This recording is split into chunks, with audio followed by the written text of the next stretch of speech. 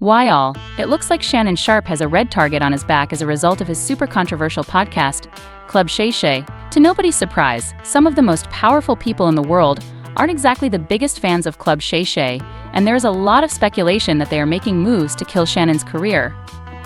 Well, his besties Monique and Katt Williams are now speaking up for him and exposing some people who are trying to come after Shannon. As you can expect, it's messy AF because Katt Williams and Monique just know how to spill that messy tea. So, let's get into it. If you're wondering why Katt and Monique would speak up for Shannon, well, it's because Shannon gave them a platform to talk about their issues. For a long time, a lot of people in the industry distanced themselves from Katt, and he got the reputation of being crazy because he kept going after the Hollywood elites and exposing the shady things going on in the industry. Not only was he called crazy, but he also paid for it with his career because they never let his career blow up as it should have. Some of us are against the Illuminati, and we are against the Illuminati at our own detriment. When people are against the Illuminati, then they get punched in the face all the time. The press hates them, and nobody likes them. When that didn't work, they spread the narrative that he was an addict and was unreliable to work with. Good or bad. My frustration with Katt Williams comes from, you keep pointing at Hollywood. Hollywood this, the white man, this, and this. When do you take responsibility for your actions? You had the shot. Katt was in that position at one You point. were the guy. Yeah. You were set up to be the star. You didn't show up to work. You promo shoots. You your promo trips that they had set up for you. You became a risk to the studios, which is why the studios stopped working with you. Why was he a risk? He chose you. Oh, okay. Take responsibility for what you chose and say, you know what, I gotta fix me, and I'm gonna come back and I'm gonna stand up. But Shannon Sharpe gave him a chance and had Katt on his podcast. That turned out to be a great decision because the video has become his most viewed interview, with more than 70 million views. So, if you're wondering why Katt is quick to defend Shannon, this is why. Monique kind of has the same story because she was a pariah in Hollywood before her interview with Shannon. She was blacklisted by Oprah and Tyler Perry for many years before she went on Club Shay, and for the first time in many years, she finally got to tell her side of the story, all thanks to Shannon. So, if there are two people who are willing to stand 10 toes down with Shannon, it's Katt and Monique. Well, the streets are saying that the powerful people who are coming for Shannon's podcast are none other than Oprah and Tyler Perry, allegedly. Now, there's no hard proof of this, as this is just fan speculation, but the math is kind of amazing, if you know what I mean. See, Katt and Monique went in hard on Oprah and Tyler during their interviews, and fans are speculating that they could be the ones going after Shannon. Oprah and Shannon were on good terms before he invited Monique to Club Shay, where Monique dragged Oprah for filth, calling her a narcissistic manipulator. She claimed both Oprah and Tyler Perry had cheated her and blackballed her career because she wouldn't do something outside her contract. For the team, Monique and Oprah have been throwing shade for years.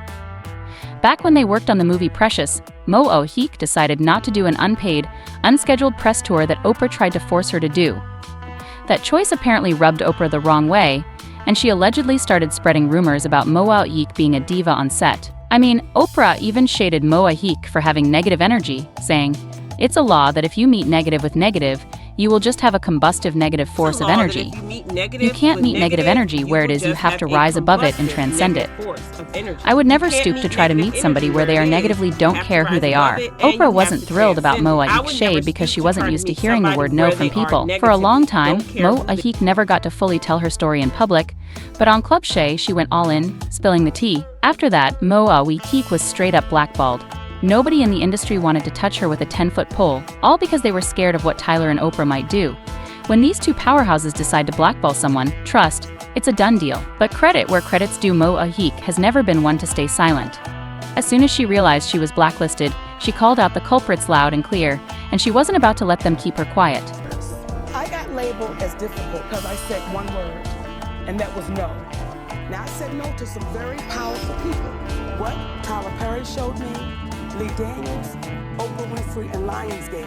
When you don't do what we ask you to do, we'll take your livelihood. Unfortunately for Oprah, Monique's revelations only made things worse for her because it happened around the time that she was getting dragged for underpaying Taraji P. Henson for her role in the movie The Color Purple. But it didn't end there because fans went digging deep into Oprah's past and unearthed some super concerning things that she probably didn't want us to be reminded about, like her association with some super shady men in the industry who have been exposed for some of the creepiest things. There were some allegations of her allegedly working as a pimp, but again, there's no proof of this, just some puzzle pieces that kind of add up. Word on the street is that Oprah wasn't just aware of Harvey Weinstein's alleged crimes, but might have helped cover them up. Her close relationship with Weinstein raised all sorts of eyebrows, especially with so many women in the indie industry accusing him. The big question is, why did Oprah keep such close ties with him? Rumor has it that Oprah had her own skeletons in the closet. British actress Katie Ann Noble once accused Oprah and Naomi Campbell of helping Weinstein trick and sexually assault her. Now, these are just allegations, but they definitely have people talking. People in which I admired dearly. He was with Naomi Campbell. He had Oprah Winfrey there with him, who entered the room and was swinging off his arm and just seemed like a very daring. Fans dug up Oprah's sketchy connection with this Brazilian guy named John of God, who claimed to be a spiritual healer. She didn't just show a little interest, she jetted all the way to Brazil to meet him, totally buying into his shtick, and even featured him on her show. Oprah kept up this relationship for a while, but then, out of nowhere, John of God was exposed for some seriously creepy stuff. He was reportedly chaining up women, impregnating them, forcing them to have babies, and allegedly selling them for their organs. Major yikes. Since Oprah had been so buddy-buddy with him, she got tangled up in the mess too. But in true Oprah style, she handled it with her usual cool composure. She did not offer apologies or explanations, she just quietly removed the videos of him from her platforms, acting like it never happened and expecting everyone else to do the same. When fans dug out this tea, they dragged Oprah for filth, bringing up her past. So, to say that Oprah would have been upset with Monique and Shannon would be an understatement.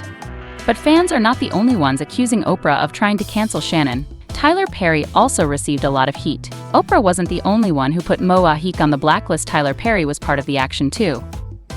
They were both behind the movie Precious, and they couldn't handle the fact that Monique refused to work without pay, so they supposedly teamed up against her. However, Tyler Perry has always denied these accusations, claiming he never said anything negative about Monique or got her blacklisted. He maintains that if her career suffered, or if she missed out on opportunities, it was her own doing and had nothing to do with him. Monique also went after Tyler Perry, accusing him and Oprah of destroying her life. According to Monique, she initially decided to give Tyler the benefit of the doubt and reached out, hoping there was some misunderstanding. But the situation was worse than that because it turned out that Tyler was playing in her face. Monique claimed that when she confronted Tyler, he lied to her face and pretended he had no idea what she was talking about. She said that during their conversation, Tyler eventually apologized, admitting he was at fault, and promised to clear her name and help revive her career.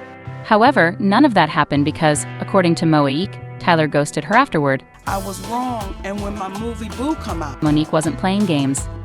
She claims she's got an audio recording of a call with her husband, and Tyler Perry himself. In that recording, she said Tyler admitted to starting the rumor that got her blacklisted, acknowledging it was totally out of line and unfair. So it's not surprising at all that Oprah and Tyler might want to shut down the podcast since it's making them look really bad. And now, fans are giving them the side eye and wondering what else these two have to hide. Fans commented, "The industry hates when it can't control. Keep pushing. These people are so sick, that's the problem." The celebrities that have a problem do not, I repeat, do not want those stories discussed, unfolded, or told. And it's sad to hear this, but the behavior of these celebrities validates everything Katt said during the podcast. Girl, this is a lot. But drop your thoughts in the comments, then check out this next video.